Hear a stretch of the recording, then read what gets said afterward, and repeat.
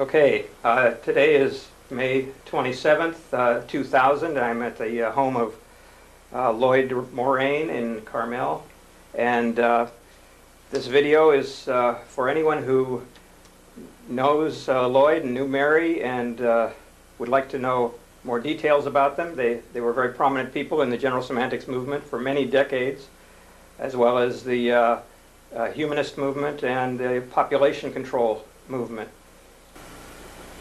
In the middle 1930s, Mary received her MA degree from the University of Chicago. It was in the field of political science, of all things. On the side, she volunteered at the Home for Incurables and the newly forming Institute of General Semantics. At the Institute, which was located at 1234 East 56th Street in Chicago, about 3 blocks from the university campus, Mary's mother had some interest in getting it going, and as I recall, Cornelius Crane put up $25,000, and there were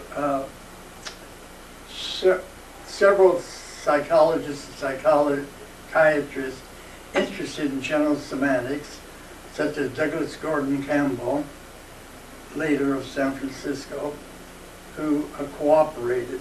And Mary's mother,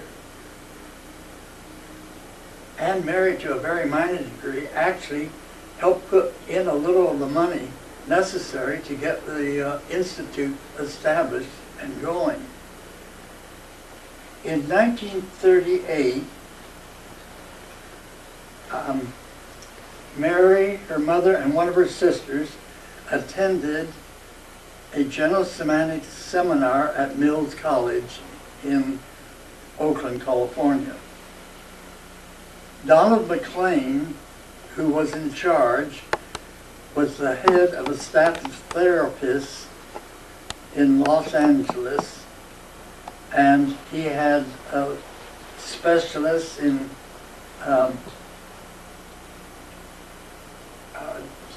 matters such as gender problems, drug problems, teenage,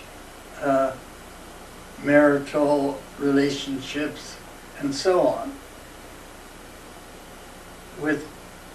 He asked Mary to come down and be a specialist in how to think clearly. In other words, general semantics. And the term general semantics was used.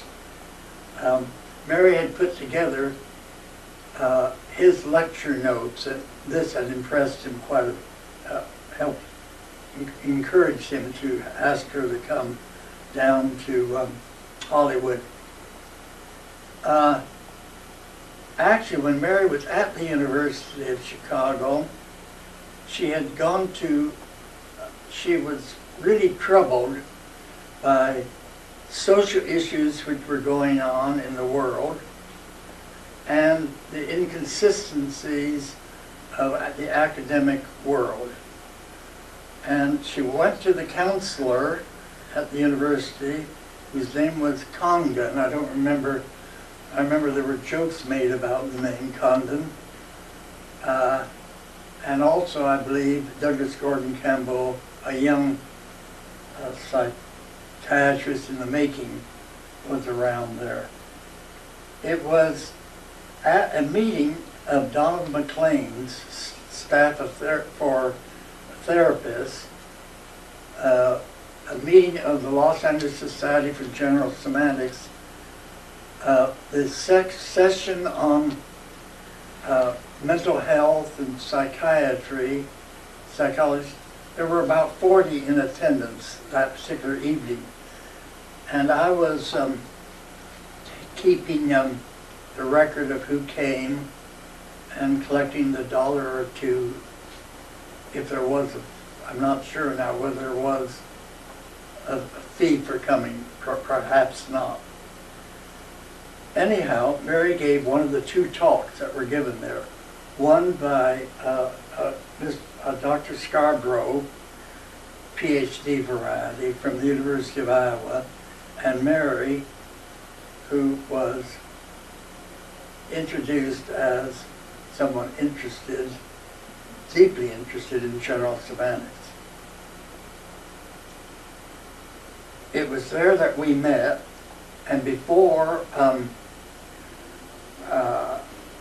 Mary was delivered at her hotel, at the Roosevelt Hotel on Hollywood Boulevard, where she had been for about 2 days. I collected, I believe it was $2 to be a member, and that gave me entree to having dates with her from then on. It was during this period that the Los Angeles Society was in its heyday, and more was going on in general semantics in Los Angeles than anywhere else in the country, more even than in Chicago. They were heady intellectual days, many of which were involved with the Society. Robert Heinlein, who later did work in general semantics, Irving Wallace, similar, Aldous Huxley, Hans Reichenbach, Bertrand Russell, and Alan Hunter. Russell, I must say, didn't have he wasn't too impressed with general semantics, but most all of these were also humanists, and there was a big overlapping between humanists and general semanticists. Also during that, I remember the Schenks and others in the Hollywood hierarchy came to meetings, and one that we put on was got Oliver L. Reiser, a philosopher from the University of Pittsburgh, to come and give 3 lectures. And he was a philosopher, had written a book, Philosophy and the Concepts of Modern Science, and was quite a creative mind. Later, somebody that Korzybski said that he thought was the fellow that he would most like to have come and attend his seminars, but stubbornly wouldn't come. Well, anyway, it was really through Reiser that Mary and I were introduced to humanism, because he was writing in that field. In the mid-1950s and 60s and 70s, we lived in San Francisco, where Mary became president of Planned Parenthood and Altrusa, and was a director of other organizations, including the YWCA. One of her special activities was the planting of trees in San Francisco. She cooperated with a friend who headed Trees for the City. The park department looked after the trees they planted in at least a dozen locations, all with bronze memorial markers. These were months of much entertaining, with affairs for the Julian Huxleys, Brock Chisholm, Chester Arthur III, Alan Watts, H.J. Muller, Scott Beach, Abraham Maslow, and S.I. Hayakawa, among others. I might mention that generally we tried to spend New Year's evening with the Hayakawas, and did that for maybe 8 or 10 years. During these years in San Francisco, we were also quite involved with the general semantics. And there was a San Francisco Society for General Semantics. Hayakawa really had another group going, which was one that Wanderer was more involved with. They put on good lectures, but it was a little bit more for educated people, and are not the cross-section of the population. I was, of course, interested, and had been. In fact, I was back in, I think it was 1943, I was at the founding meeting of the International Society for General Semantics in Chicago. I have an idea Mary was there also. Well, anyway, among some of the highlights in the General Semantics in San Francisco were some of the special programs we put on. At our apartment, we had one seminar by Tal Winchell, who was from Southern California, and we had known back in 1939 and 40. I believe he was on the board of the Los Angeles Society for General Semantics, and his wife, Emma Hart Newton, was. Well, he came and gave a very good, I believe it was 3-day course. It was one of the best I've ever heard anywhere. Another good course was by Norman Harrington, who worked at, I think he was something on the order of a guard at San Quentin, but he had a special group for general semantics discussion.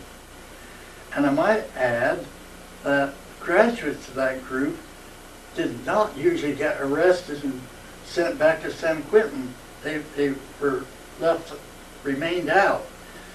But the Department of Corrections in Sacramento did not pick up on general semantics inasmuch as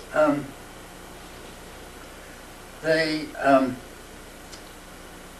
said, well, if the people that go to that course is a selective group and it doesn't represent a cross-section of the people in the institution, which of course was entirely true. Well, anyway, there were other things.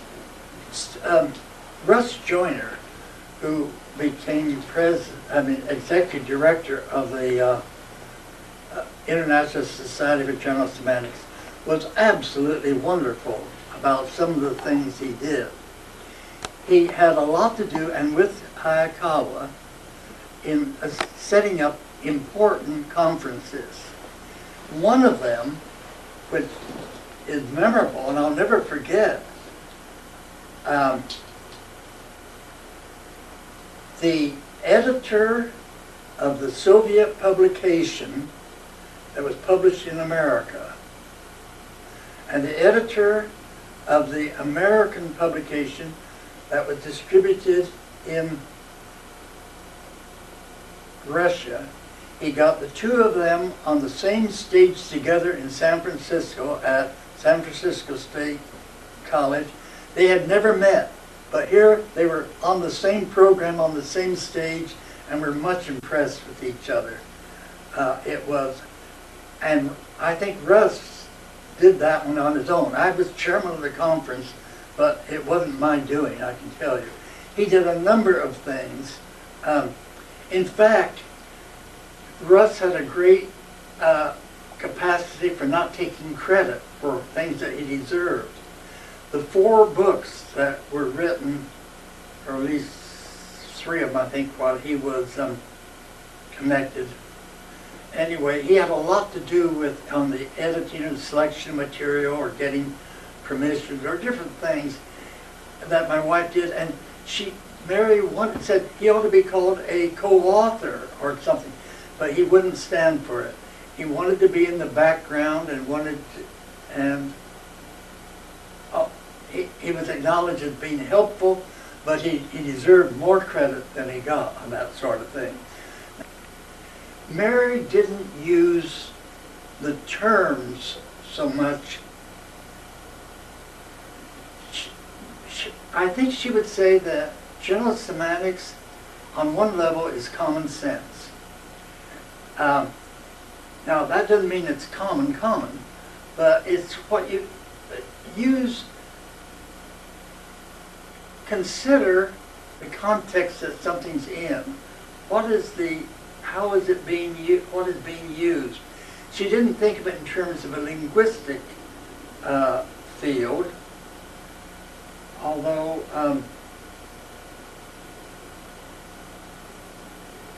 she saw it fit things like her interest in population, which was very intense, always was, and in her general feeling of humanism.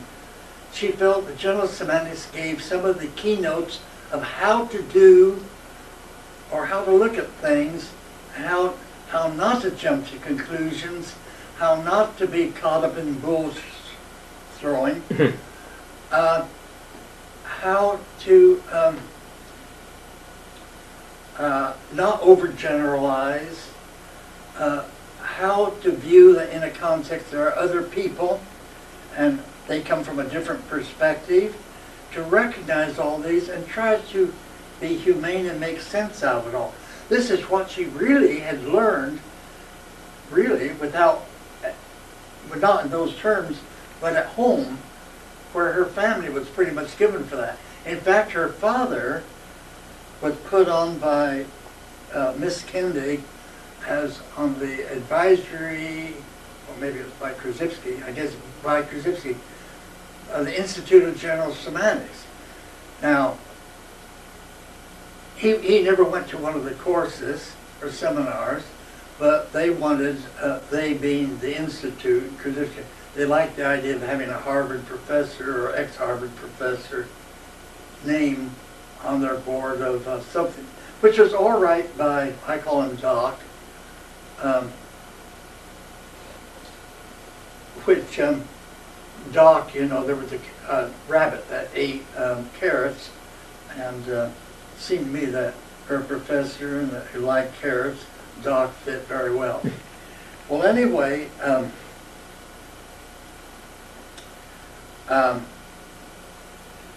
in San Francisco, we had the annual conferences were important, and they were good. They were done in conjunction. They weren't always held in San Francisco, but they were done in conjunction with the Institute of General Semantics. I mean, one of them was held in Mexico City, at the Mexico City College. And they were stimulating, just as they still are when people go. You recognize a commonality of feeling and enthusiasm that is more sensible than what you just normally get by trying to wade through all the media material that's printed and heard.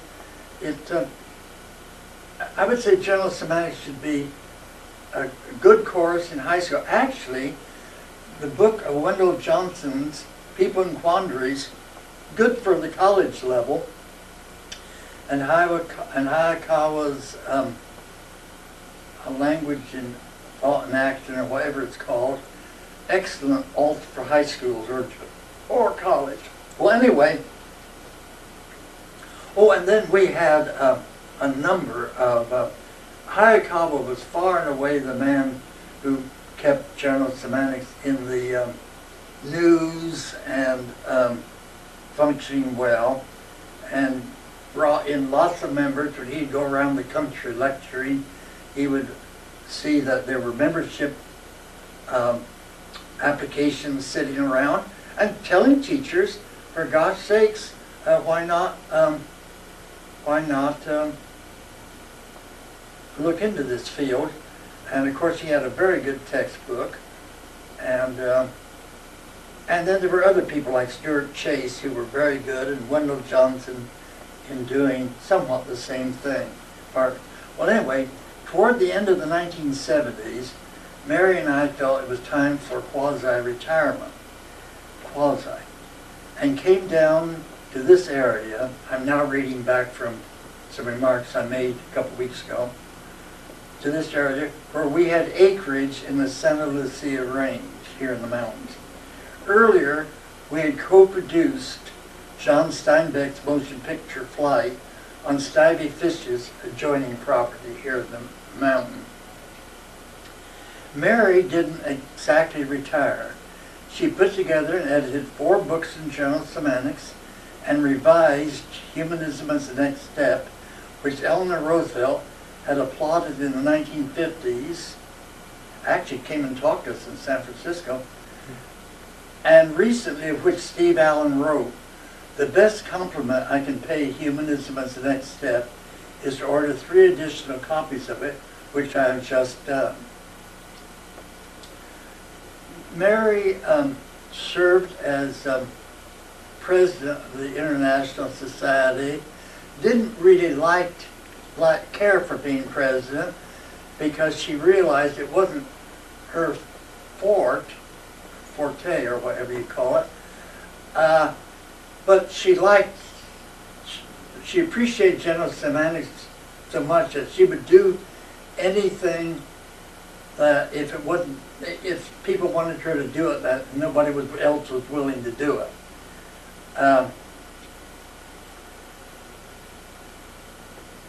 So I mean, she wasn't a reluctant president, but she always wanted to be replaced by better, which she was. I'm happy to say. She was very much impressed with Menifee and Odola, who she thought were steps upwards. Mary also had gotten a little attention from the Institute people, and she was given the Tal Winchell Award one year,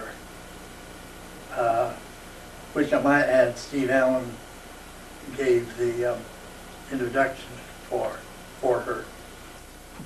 What were the circumstances where Mary and you first met Alfred Korzybski? Well, in my instance, it's quite interesting. In 1933, there was a national essay story contest, writing contest for high school students across the country. I said, well, you know, I don't really write well. She said, well, enter it anyway. So that night, and I wrote a little short story, and by gosh, a couple months later, to my surprise, I was co-winner of the national championship. And I went to school, but I explained to them I can't write, and they agreed in about 5 minutes. They had some distinguished literary judges, so I enrolled in the junior college, which was there. This writing thing was to a writing school, literary thing, right? Which I really wasn't interested in, and I didn't read particularly. I was more an outdoors boy. And at the school, it was run by Cora Williams, who had written books like Creative Involution and some very up-and-coming books in education, and had as a textbook in the junior college, which I was then enrolled in, The Manhood of Humanity by Alfred Korzybski. It was a textbook. And at a certain little point, I slept in the same building, the head building, near her apartment. I was the only other person in that building at night. And Alfred Korzybski came, give a lecture thing. They went back down to Caltech. Then Korzybski came and spent about 5 weeks. Well, my job during that 5 weeks was to bring up in the evening from the cafeteria, which was also in another building, a tray with his dinner on, and to sit while he ate dinner, talk to him, and to make sure that he didn't get a hold of a second wine bottle, because people with ingenuity can usually find one if they want one, either to get down to the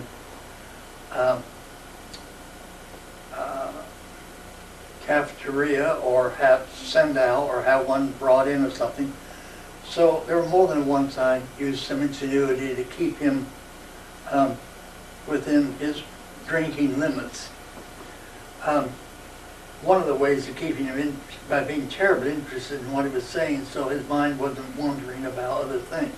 Frankly, I didn't always understand what he was talking about. I remember there was a lot of talk about Cassius Kaiser, C.J. Kaiser. Even got me interested enough to become a subscriber of Scripta Mathematica after a while. But anyway, and there were other people. I had a very nice opinion of him. Again, I wasn't all into things. Cora Williams was glad to have me relieve her of having to talk to him at night. And I really wasn't talking to him, I was being talked at. And I wasn't me, he was just talking that if I wasn't there, he probably was talking, it would have been just as satisfactory, because he would go over the mail he'd received in the previous day or two, or phone calls, and discuss points which I didn't really understand or didn't particularly worry about not understanding. In fact, when he left there later, he wanted to know if there couldn't be an arrangement for me to go along with him, because I was fairly unobtrusive, and I'm sure that's what he wanted. Somebody that would do chores and not, be too outgoing. Well, anyway, I remember he left there after this one, I think after that 5-week period, to go up to Ellensburg, Washington, where there was the teachers' college. He went up to Ellensburg, and the papers of that conference were put together, became the papers of the first Congress were called, was put out the Arrow edition, A-R-R-O-W edition, and Cora Williams had one paper in there. I mean, they were written for that. I remember she said something about that Korzybski was put together the science and knowledge in a way that nobody else had. Very interesting papers. A Mr. Trainer, Dr. Trainer, whom I've never met, put the things together at Ellensburg. There was a Bosha Fisk who had taught at Williams, who was an old vaudevillian. And by that I mean vaudeville, I mean real old, the striptease type. And she was a teacher at Williams, but she was terribly interested in general semantics. I'm not sure she ever understood the higher levels, but it didn't matter. She certainly understood the lower levels, which was my level. And she got Korzybski to give some lectures in Los Angeles. It would be about 1937, I think. And out of that came the Los Angeles Society for General Semantics. But I remember Kitty Scola, who was one of the top screenwriters in Hollywood. Now, on Hayakawa, who was what Don would say, Don Hayakawa told some people that I was his best friend, which is all right to say. I regard myself as a good friend. I didn't have a best friend. I had a good friend. But I remember he asked me, he said, "Can I call you my best friend?" And I don't think I answered him.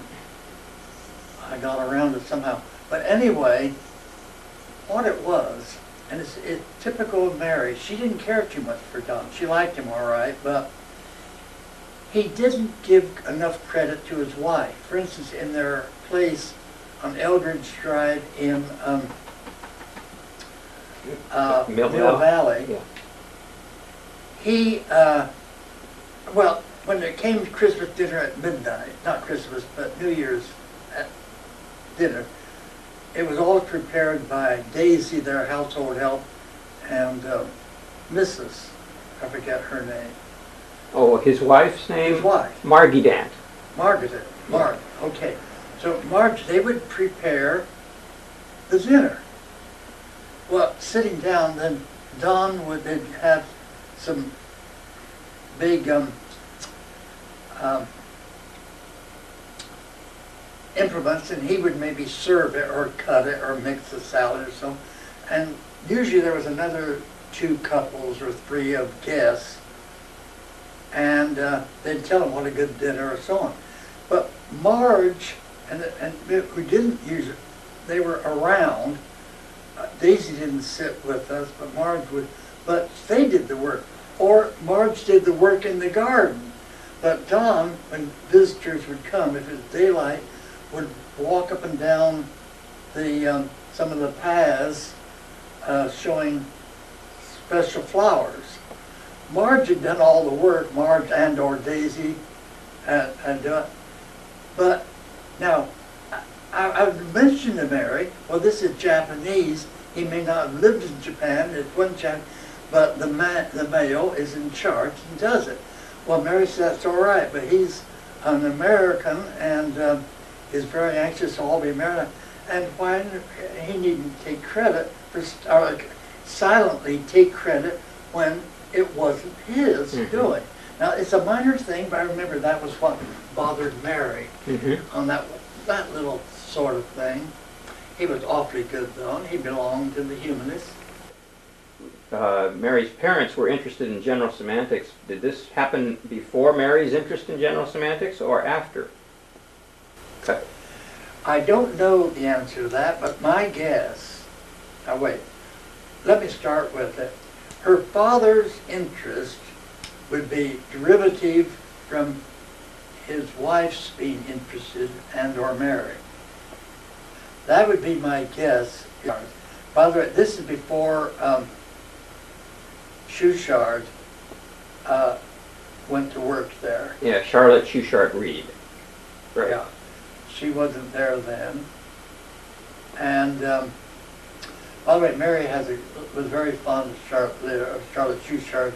The two of them corresponded with each other and both sympathized with each other in a nice way.